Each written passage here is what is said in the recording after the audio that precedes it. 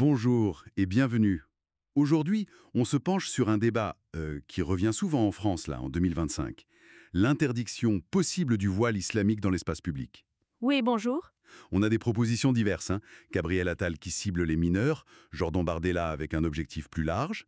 On va essayer de décortiquer ça, surtout les arguments et les conséquences possibles, en s'appuyant sur nos sources, notamment une analyse vidéo assez détaillée. Allons-y. Effectivement. Et c'est un sujet complexe. L'analyse qu'on a regardée, elle insiste moins sur le pourquoi philosophique, si vous voulez, que sur le comment. Comment on applique et quels seraient les effets concrets. D'accord. Et tout de suite, cette analyse, elle met le doigt sur un truc. La difficulté de justifier ça. Une interdiction générale dans une démocratie. Bah oui. Pourquoi le voile et pas, je sais pas, la kippa, le voile des sœurs? Ça donne pas l'impression de viser une seule religion, ça? C'est exactement le nœud du problème que l'analyse soulève.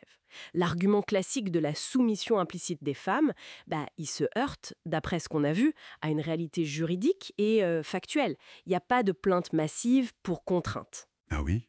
Oui. Même s'il y a des pressions familiales, culturelles peut-être, elles sont rarement dénoncées officiellement par les femmes elles-mêmes. Du coup, les lois contre la contrainte individuelle, elles sont vues comme peu efficaces par certains. D'accord.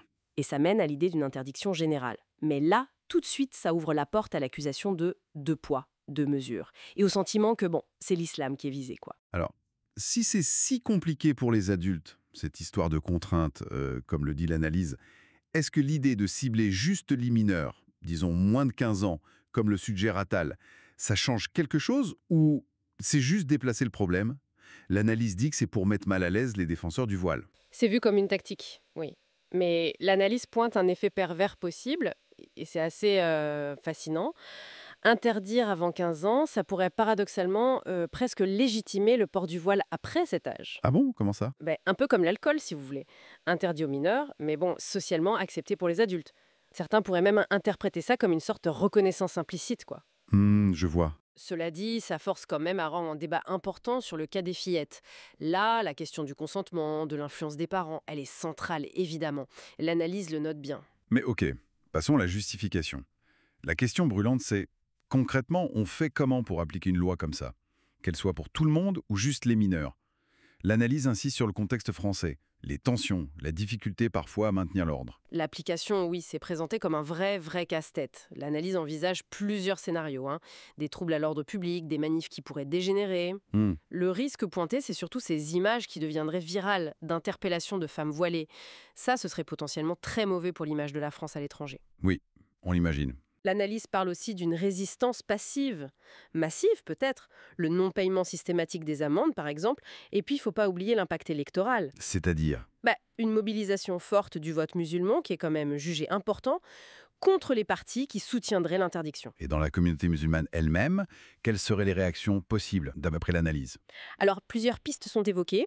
Certains, notamment ceux pour qui le port public du voile est vraiment une obligation religieuse forte, pourraient choisir de partir, de quitter la France. Carrément. Oui, d'autres chercheraient à s'adapter, bien sûr, mais on pourrait aussi voir, par réaction, un renforcement du communautarisme, voire un confinement plus important des femmes à la maison. Et puis, il y a un truc tout bête mentionné, Oui, la facilité à contourner la loi. Un bonnet, une grosse écharpe. Et voilà, c'est pas si simple. tout ça, c'est à l'intérieur. Mais au niveau international, la France se retrouverait assez isolée, non? Quel impact sur son image?